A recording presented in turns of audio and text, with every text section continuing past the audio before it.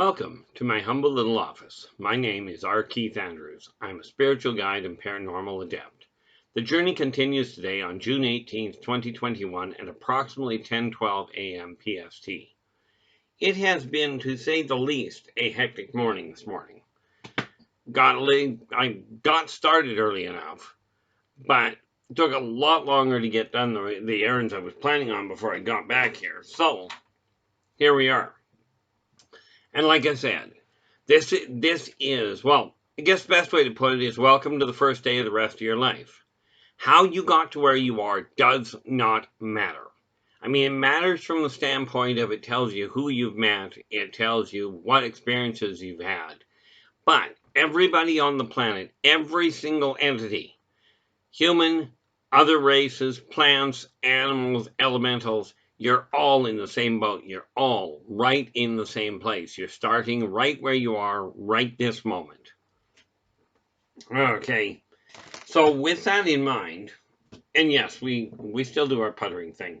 The fact of the matter is there is not one person, there is not one entity that is more valuable than the next. You're all quite literally worth as much as everybody else. We are not talking finances. We are talking spiritually speaking. Because it takes everybody in every walk of life to make this world work.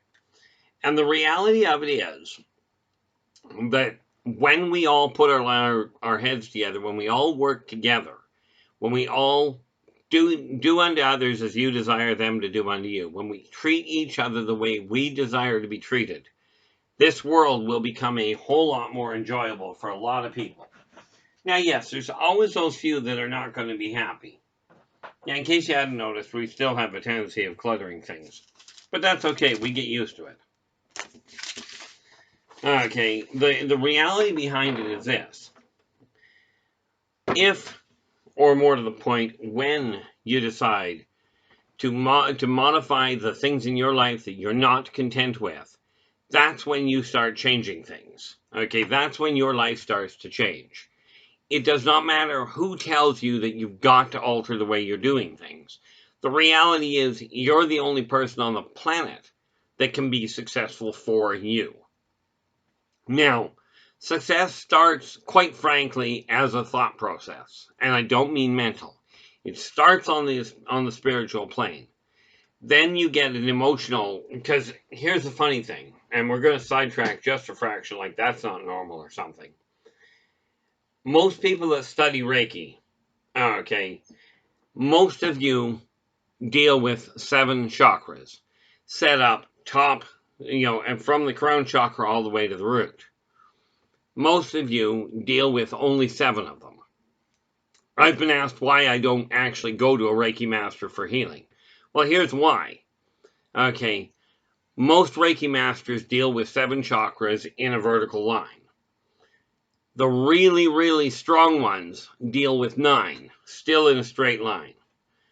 Okay, I deal with 28. But the anchor point for me is not the root chakra. It's this one, the heart chakra. Okay, because everything starts on the spiritual, what I've come to understand, and I may be absolutely wrong, but you figure it out. Okay, everything comes from all over the place. Okay, it starts in the spiritual realm, gets drawn into the heart chakra, where you develop an emotional drive for it, an attachment for it. Okay, now that's where the will is seated.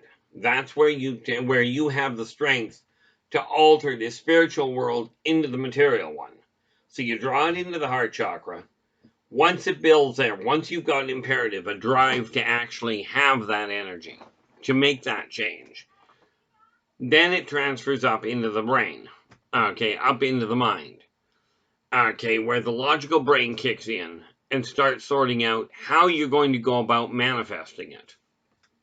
Okay, that's where all the planning takes place. Instinct says, this is doable, that's what I desire. Logic then says, that's what's doable, that's what you desire, well, this is how we're going to make that happen. Once you've got that plan in place, and I've mentioned this before, success boils down to 4 things. Purpose, a plan, persistence, and patience. Okay. Now, once you've got that plan in place, then you go out and you physically manifest it. You physically do what you need to, what is required in order to get ahead. Okay. Now, you're the only person on the planet that can make that happen for you. Yes, if you're in school, you can certainly pay somebody to do your work so you can get the marks. In a case like that, I'm a firm believer, just write an A on your own record, on your own transcript, and be done with it. Save yourself a lot of hassle. If you're not going to do the work anyway, you may just well write whatever letter you want. I know people that are graduating without the ability to do basic math. Okay, I know people that have graduated that cannot read properly in their own language. And when I mean properly, I mean pick up something in their own language and cannot read it. Okay. Now these are people that are graduating that have letter marks that say, this is what your level of achievement is. Way to go, pat you on the head, shove you out the door, teach you absolutely jack apparently. So if you're just going to pay somebody else to do the work for you, to get a mark on a paper, grab a sheet of paper and write whatever mark you want. Okay, whatever one you desire. Because I just heard noise out my open window. So, I mean, from my standpoint, it's real simple. Okay, you're the only one on the planet, no matter what walk of life you come from. Okay, you're the only one that can be successful for you. And frankly, all the money in the world will not make you worth more than somebody else. It will not make you any more valuable. Okay, doesn't matter how much money you've got. See what happens, okay? Look at the number of wealthy people that get caught in fires. And does the fire stop to say, hey, sorry, I know I'm burning your house down, but what's your bank account look like? Okay, or, you know, a flood happens and the water stops at the edge of your property and goes, just want to know who you voted for before I go and flood your house. Your money doesn't make you a better person. It doesn't make you any more valuable, and nature doesn't really care one way or the other what your pocketbook looks like. Okay, now, on the flip side of that, if you're one of these people that is treating animals decently, and I've seen this happen dozens of times, you see it reported every now and again, where a wild animal will jump in and defend an innocent person. Okay, if you look into that innocent person, I am absolutely certain that you will find that that person has been a decent individual to a lot of animals or a lot of plants over the years. Mother Nature does remember who is being, now you know her as Mother Nature, you may know her as Gaia, you may know her as Nature. In my case, I learned her name as Itza. Okay, and you know, whatever name you call her, I mean, I'm absolutely certain if you're anything like me, hopefully the names that you've been called are not the same colorful ones that I got called growing up. I got called a lot of things growing up, and most of them were not repeatable in polite company. Okay, but whatever you name you know her by, okay, Itza doesn't care what your pocketbook looks like, but she will note if you're one of these people that is taking care of the plants, taking care of the animals, even like the group I saw today. There was a group out there together cleaning up the litter from the street. Now, they were clearly not city workers, okay, but they were out there doing their part. You know, nature does notice these things. And it's with people like those, people like you yourself, picking up your own shoes, you know, doing your part to make other people feel better. It's that kind of interactive behavior between people that is going to turn this into a better world for everybody. Well, for most people. There will always, in all likelihood, be some people that go, but I want it all for me. I'm better than everybody else. Personally, I don't pay attention to it. Okay, I will treat a pauper and a prince in exactly the same fashion. Now, I can't specifically say I've talked to princes this lifetime, but I have talked to multimillionaires.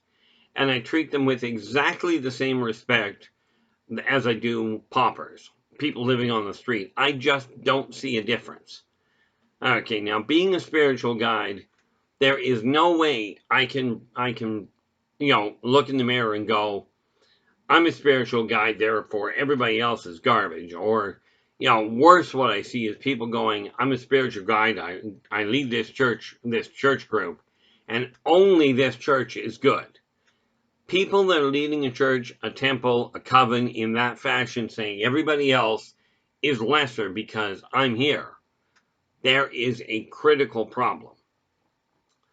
Now, I was talking to somebody today, and they mentioned that the thing that held them back from going after their dream was the fact that they didn't like the spotlight, as it were. They didn't like people looking at them going, oh, you're so good.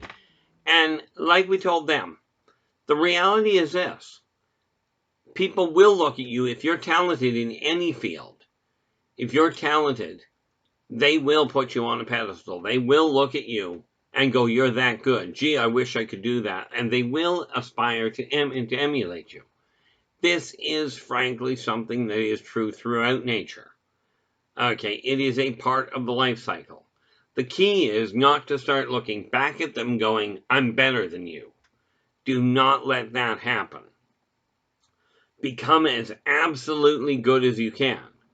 There is a young lass that I personally know that is aiming at becoming an MMA fighter. And she's aiming at becoming an MMA superstar. And when I got talking to her, for her, it's not about the money. Okay. And I have my own problems with MMA anyway. But, I mean, obviously, I'm not what we call a fighter. But I am a firm believer that I will support people that are going after their dreams with what I consider the right mind. In her case, she's going to make a positive impact. She's aiming to make a positive impact in her industry. The money is not what's driving her. Okay, and this is pretty much cut and dried when you realize that when I went to help her with the financial trip, she tried turning it down. Well, in all fairness, she did turn it down. But the fact of the matter is, she's not going after it for the money. She's going after it for her own accomplishment to make a positive change. That kind of behavior I am all for backing up. Now, I am not a millionaire by any functional standpoint. I mean, probably if I look at the bank, yeah, I guess technically if I count it in pennies, I'm a millionaire. Okay. And that is a heck of a sight better than what I was. But if you're, from my standpoint, if you've got a dream, I don't care how far-fetched it is. Okay. Well, actually, I do. Keep it realistic for you. Like the odds of my ever becoming an astronaut, it's a cute dream. Okay, and much as I've been in outer space, just not on a human rocket. Okay, and you get to do with that what you will, but this is why I'm a specialist in UFOs and alien technologies. But for me to become a Terran-based astronaut would require me doing a whole pile of education. I mean, the people that go up there are not stupid people. They've got incredible intelligence. Okay, but for me to dream of becoming an astronaut, I can do it in writing. Okay, because I'm also a published author. So I can write about it. Okay, but am I ever going to get into a civilian, into even a NASA-based rocket ship and go into outer space? I wouldn't hold my breath. Okay, because frankly, the amount of education that I have to take, realistically, would probably, considering I'm 58 now, would put me close to 80 years old by the time I even got to that point. And then, of course, due to the fact that I've got health, heart intriguing complications there. That came out well. This is a live recording, by the way. So I'm not going to go back and correct any of the hiccups, any of the bumps along the way. I'm just going to carry on with the way things are. But set your goals, whatever they are. If you desire to become an author, if you desire to become a professional singer, a professional athlete, a professional, musician, Do not let anybody, or more to the point, don't buy into anybody's opinion that you cannot do it. There are so many things that I have personally seen done that people have said were impossible. Okay, not the least of which, and many of them I've done. Okay, I've done a staggering number of things that people told me were impossible. I've seen people do remarkable things that everybody else said couldn't be done. Do not give up on your dreams. Okay, with that in mind, I strongly encourage you to find a church, a temple, a coven, a support group, whatever. Some group of people of a like mind that help you feel better about you. I thoroughly encourage you to find these people and make a go of it. Get a social circle. Even if it is only over the video. Some of my best connections are people that don't live anywhere around me. Okay, so the only connection I've got is through the video. Okay. And there's nothing wrong with that, other than the fact that I am technologically absolutely challenged, which is a pain in the neck, rest assured. Okay, yes, I'm puttering again. I've got a phone that I forgot to plug in. Okay, problem solved. And that's about the length of my technological capacity. Okay. But the reality is, working together, okay, we can make this a better world for most people. Okay, the challenge is whether or not you're going to actually do the work. Okay, now I cannot and will not do it for you anyway. I can tell you the tools that I personally have used, the tools that I've been handing to people for, well, I'm 58, making it 3.5 decades. I've actually been making my living telling people how to take their life and turn it around. Oddly enough, you do not actually have to be perfectly adaptable you don't have to have your life in perfect order to see where a hiccup is in somebody else's. One of the major misconceptions I've heard is that if you aren't already there, then you don't know what you're talking about. That is absolutely bogus. Okay, there's another word for that, but I figured I better not use that other one. Anyway, there are a staggering number of young people that I have talked to over the years. I had one kid, she was only half my age at the time, and she literally looked at me and she goes, "Can you learn from somebody younger than you?" I looked at her and went, yeah, absolutely. If I don't know what I'm doing in that field, and they do, then I can absolutely learn from them. And she goes, "Well, doesn't my age concern you?" I says, does my age concern you?"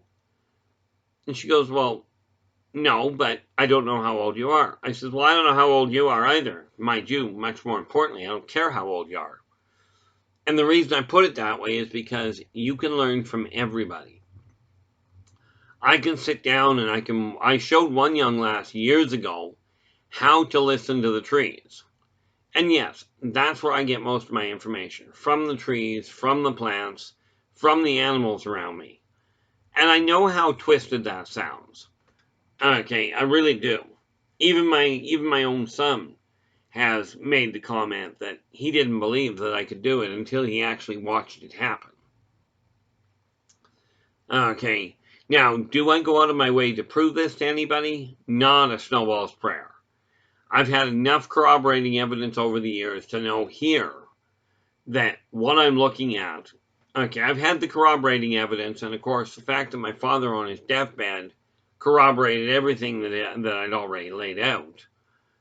You know, and he literally explained it as to why he had left me in the dark with it. But with all the corroboration that I had going on around me, I sit here and go, I know what I'm capable of, and am I interested in proving it to anybody? No. I'm interested in proving it to me. For instance, I will get back to writing left-handed. I used to all the time. But the sad part is that when I had the stroke 2 years ago, it completely mucked up my left-hand writing. Okay. It's the only real functional thing that is no longer no longer functionally present at this point. So it's the thing I'm working on, which is why I've got this list together with me right now. Okay, and you'll notice my pen is now in my left hand, not in my right one. Well, in all fairness, that's a pencil. Okay. So I've got a whole list of things that I am working on in order to make them happen. Okay. And I encourage you to do the same thing. When I talk about putting a list together, I am talking about literally, you take a sheet of paper, right, and you write on it things that you require doing. Now, I recommend you start with only 3 items. Write 3 things down. Keep them to jobs that are 15 minutes to half an hour in length. Okay. Then get started. Where do you start? By picking what needs to be done? Wherever you're sitting. Wherever you are right now. If you're sitting at your computer and you're watching this video on computer, that's where you start. Grab a sheet of paper, take a look at where you are, and write down the first 3 things that come to your mind that you feel need correcting. Okay. You know, like, and it doesn't matter what they are. Okay. I mean, I've got these drawers that are sitting beside me that I really have to go through. Well, I'm going through them right now, and there's really not much. Well, that one's got to be emptied. I should probably think about one thought at a time. What do you figure? Okay. Now, as you get your world turned around, and I've mentioned, if you look back onto one of my prior videos, there's a video called, that I've listed as Feng Shui. Now, briefly, Feng Shui, most of the books you read are from Eastern philosophy. Feng Shui, or energy manipulation as I see it, is a very viable process. The problem with most of the books is they're written on Eastern philosophy. And the reason I say that's a problem is not because their philosophy is bad. It's because it's laid out, put your stuff on the north door, on the west door, on the east one, you know, whatever. That works where society is built that way, where all of the buildings are designed with the same mindset. In Western society, that doesn't happen. Okay, in Western society, buildings are built more like grab a handful of dice and throw them on the table, and where they land, that's where they're facing. You know, that's almost the way it comes across.